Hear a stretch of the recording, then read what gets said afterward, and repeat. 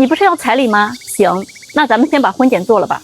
最近网上呢有一个很炸裂的事儿哈，广西、浙江、安徽、四川、云南还有厦门，陆陆续续出现了呀，女方要彩礼，男方反过来要求女方做婚检的新闻，我都不知道你们看到了没有哈？这是男性开始反击的号角吗？甚至还有人说哈，要求女方必须是处女，原因很简单，因为你女方不总说彩礼是传统吗？那好，传统是什么呀？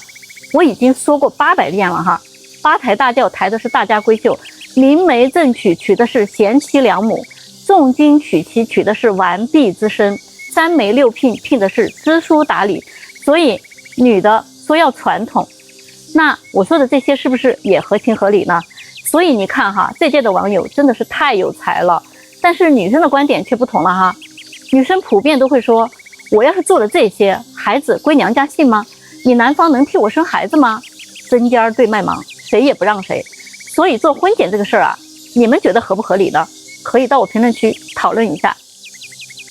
最近我刷到一个视频哈，有一个女主播，她在视频里啊振振有词，对广大女人说，你跟男人不谈钱，那你谈什么呀？谈爱吗？可笑！你别不好意思，一定要跟他谈钱，谈钱才能见人品。聪明的女人啊都懂，玩你的男人啊爱哭穷，爱你的男人呢肯花钱。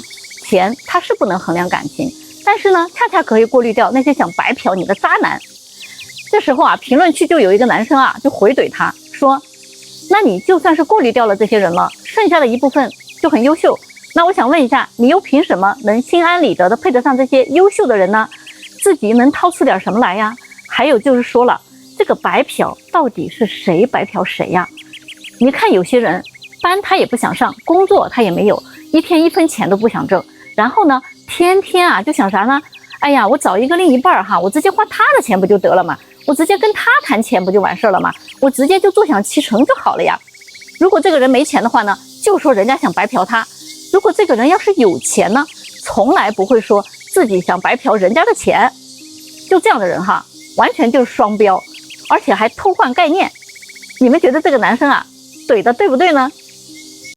在北京哈，找个对象其实并不难，但是呢，想找个既满意又靠谱的对象啊，就有点难了。我在北京呢做红娘都10几年了，我经常会遇到那种哈什么都想要，但是自己呢他又不想付出的人。比如说，他既想找个很靠谱的红娘，给他介绍一个靠谱的对象，既希望这个红娘呢非常的专业，又希望自己呢能出个白菜价。对于我而言，我可能给不了你什么才艺，但是我一定能给你很专业的建议。我可能给不了你什么离谱的价格，但是呢，我可以给到你靠谱的品质。我可能也给不了你什么溜须拍马的讨好，但是我可以给到你实实在在的服务。你需要相亲找对象的话，会找我这样的红娘吗？如果你认可我的话，可以点赞关注一下，也许哪天你就需要了。男生找对象啊，他是不看女生收入的。那很多女生呢，她还老问这个问题啊。那我今天就来跟你们说一下，其实很简单，女生的收入啊，它是没有利他性的。比如说女生1年挣50万，那你会给男生花10万吗？并不会嘛。而且随着你的收入提升，你对男生的要求啊也会提升，你对他的崇拜感、认同感、包容度都会下降，并且在事业上花的精力也会增加很多。那男生他非常清楚嘛，所以他找一个高收入的女生在经济上是没有利他性的，而且对自己的要求还会增加。所以男生他就宁愿找一个收入低一些的、工作稳定一些的，能给他带来情绪价值，而且呢比较顾家的女生，然后这样他形成一个互补的关系。有的人肯定会反驳哈，那为什么有的男生那么看重女生的家境呢？来，那我们今天啊就到评论区讨论这个问题。最近哈，我接待了一个87年的女生，一上来就跟我吐槽这些跟她相亲的男人。她说呢，这几个月她相了10几20个人了，但是她就发现现在的男人特别的抠门，都没有什么格局。这些男人当中啊，只有一个是正儿八经请她吃了一顿饭的，其他的呢，要么就请她喝个奶茶，要么就请她逛个公园，要么呢就喝个咖啡。而且相亲完了之后，没有一个是主动把她送回家的。那这个时候呢，她就有点感慨哈。他说以前那些男的格局就特别大，跟他相亲会带他吃大餐的，而且还会给他带小礼物，最后呢还会把他安安全全的送回家。然后这个时候啊，跟他一起来的这个闺蜜啊，88年的也附和着说，哎，我呢反正是如果这个男人跟我相亲，提出来喝什么奶茶呀，逛什么公园呀，我直接就拒绝了，我根本就接受不了这种格局太小的男人，我愿意下半生自己一个人过，我都不找这种抠门的。哎，我就想说哈，有些女孩啊，你们真的是被男人啊给宠坏了。你们看，在你们20多岁的时候，人家那些男的又给你送礼，又送你回家啊，还请你吃了大餐，然后呢，你不是也一句话说不合适就黄了吗？而相亲这些所有的消费，你又不用掏1分钱，那你觉得对男人公不公平吗？再说了哈，以前那些男的也请你吃饭了，也送你礼物了啊，也送你回家了吗？你不是也没有同意跟人家好吗？你现在说这些不请你吃饭的男人格局太小了，那些格局大的你不是也一样拒绝了吗？是不是啊？你说这个男人格局太小了，他抠门了啊，就是他们单身的原因。可是你也这么大了，不也单着吗？那你又是什么原因呢？如果你的格局很大的话，那你为什么不请男人吃顿饭呢？如果你不了解以下这些相亲黑话，你肯定会踩到坑里去的。第一，说话心直口快，就是说哈，他没心眼儿，属于钢铁直男，女的也一样。第二，说他会过日子，说明对方啊会有点抠门，爱算计。第三，他属于潜力股，那说明他呀经济状况不太好啊，可能没房没车。第四呢，人很老实很本分，说明啊长相很一般，性格可能很木讷。第五呢，工作稳定，说明啊他的收入很一般嘛。第六，眼界高了点，说明年龄大还事儿多。第七，是个听话的孩子，说明对方可能是个妈宝哈，没主见。第八，工作能力很强，说明他会经常加班，恋爱体验可能有点差。第九，说体贴懂事是个暖男，小心哈，可能会是个海王海后。第10哈，会聊天很健谈，估计啊就是个话痨，爱吹牛说大话。点赞收藏哦。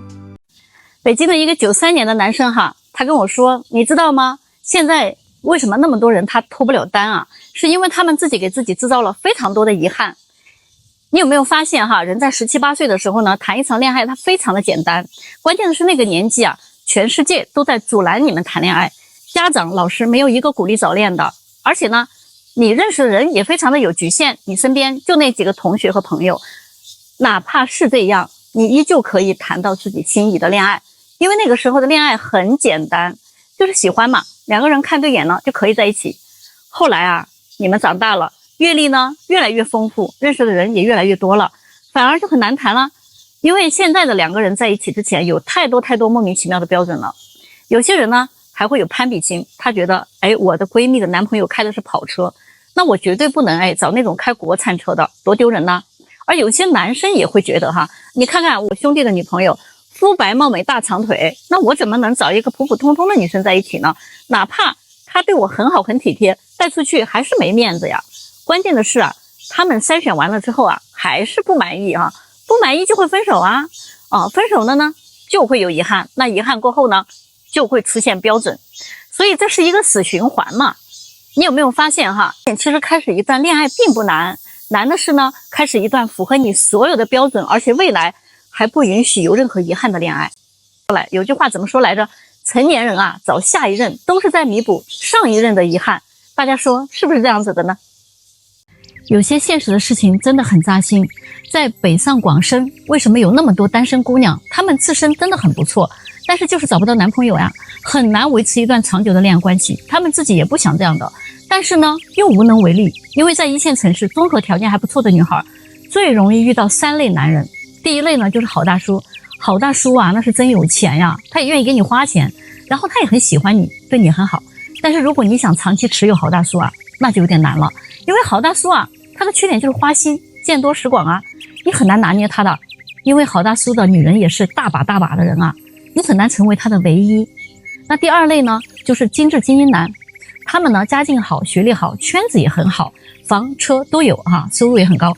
他们可能就比较小资，生活呢也很讲究品质，常常会带你去一些高档消费场所。他们性格很温柔哈，情商也很高，很懂女人心啊，说你爱听的话啊，花钱了也很大方。那么你的恋爱体验呢是相当浪漫的，但是呢他们却有一个特点，就是跟你在一起啊，可以吃喝玩乐，他也可以花费，但是呢，不太愿意啊单独为你去花钱，特别是那些大笔的钱，比如说给你买个爱马仕包包啦，给你买个香奈儿啊等等哈，就不大可能。你会体会到他是非常算计的。你一旦离开了他，你会发现其实你啥也没得到，除非你深得他心，可能会是个例外。但是这样的男人啊，他见过的女人也不少啊，他的选项呢也是非常非常多的，所以呢也是很难搞的。第三类呢就是事业男，这一类人哈，以事业为中心，他的事业心非常强，他的人生目标呢就是要成功，所以呢相对来讲他们就非常务实。如果他是个刚开始创业的人，那么他一定想找个合伙人，要么你的家境不错，可以给到他财务上的支持，要么你的人脉很好，可以给到他一些渠道上的帮助，要么呢你就是自身能力很强，不然你最终一定还是会被他短折的。那么那种事业已成的呢，很快他就转化成第一种啊。所以你们觉得这些女孩子到底怎么样才能破圈呢？你认为最毒的一句毒鸡汤是什么呢？今天呢我真的也算受教了哈。有一个25、26岁的小姑娘，她跟我说，她连续谈了2任男朋友呢，都是2、3个月就被人家分手了。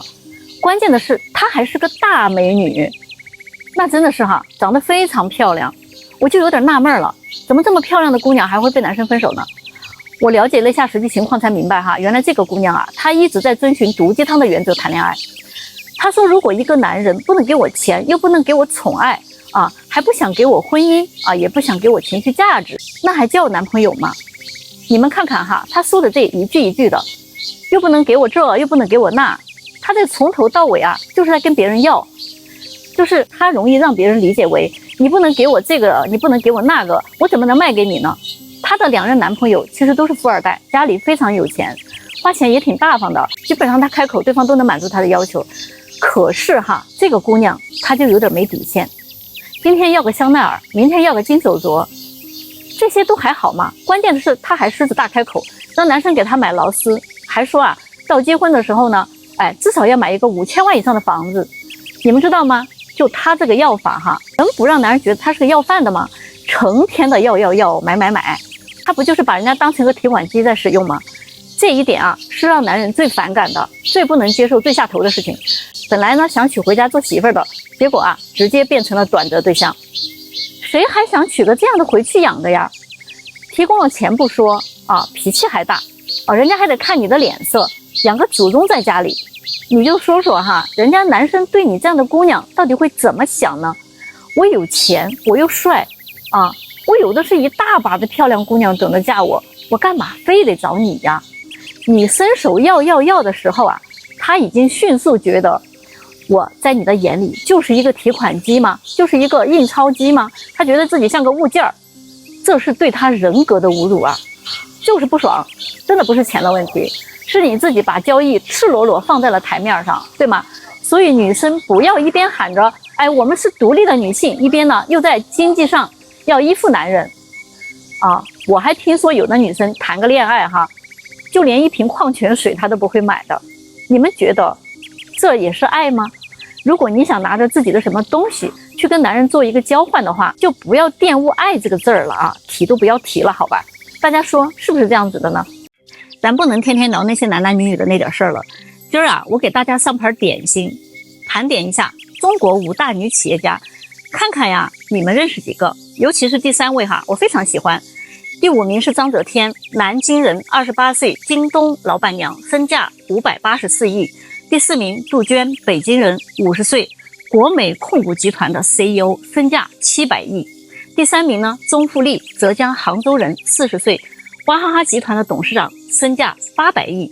第2名是吴亚军，重庆人，58岁，龙湖集团执行董事，身价950亿。第1名杨艳慧，广东顺德人，41岁，碧桂园总裁，身价1650亿。